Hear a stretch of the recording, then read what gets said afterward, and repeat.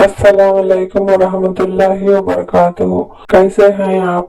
अल्लाह के फजल से ठीक होंगे, खैरियत से होंगे।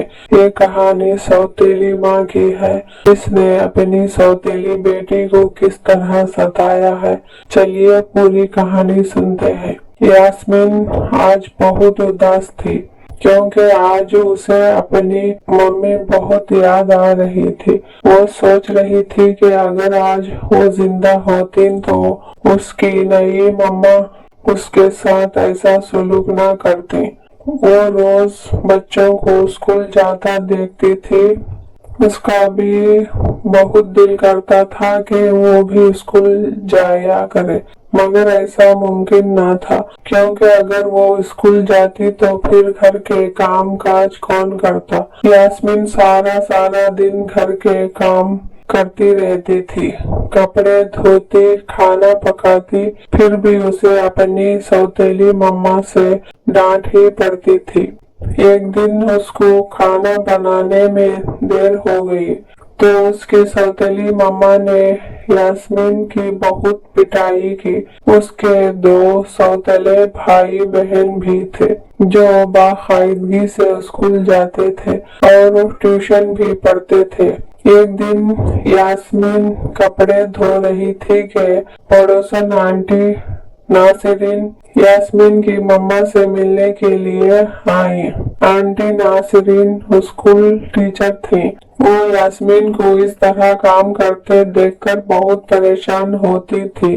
यास्मीन की सौतेली मम्मा को बहुत समझाया भी करती थी कि राबिया बहन, यास्मीन को भी स्कूल भेजा करो, बच्चे को अनपढ़ रखना मुनासिब नहीं। यास्मीन की सौतेली मम्मा कोई न कोई बहाना बनाकर बात को टाल दिया करती थी।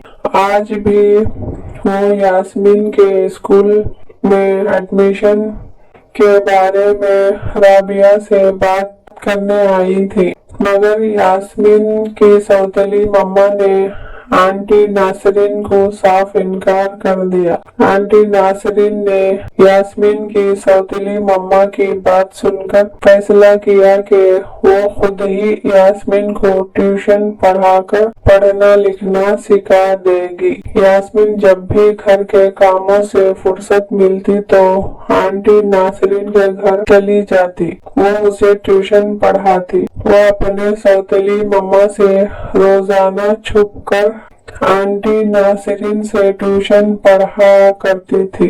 एक दिन यास्मीन अपना सबक याद कर रही थी कि उसकी सौतेली बहन ने उसे सबक याद करते देख लिया। यास्मीन खौफजदा हो गई और डरने लगी कि कहीं इस बात का पता उसकी मम्मा को ना चल जाए। यास्मीन की सौतेली बहन आईना ने उसे पढ़ता हुआ देखकर मुस्कुरा दी और कहने लगी, तुम्हें पढ़ता देखकर मुझे बहुत खुशी हुई है।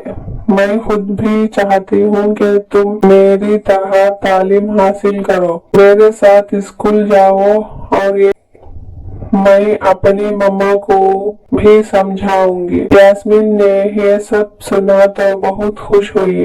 वो अपने कमरे में जाने के लिए मुड़ी तो उसकी सौतेली मम्मा भी पीछे मौजूद थी और खूब गुस्से में थी।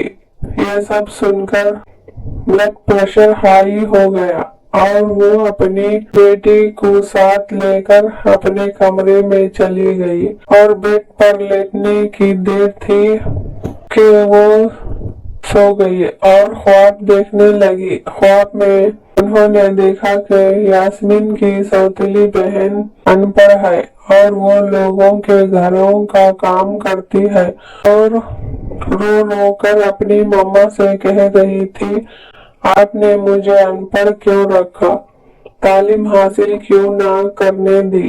इतना ही ख्वाब देखा था कि उनकी आंख खुल गई। वो इल्म की अहमियत जान चुकी थी।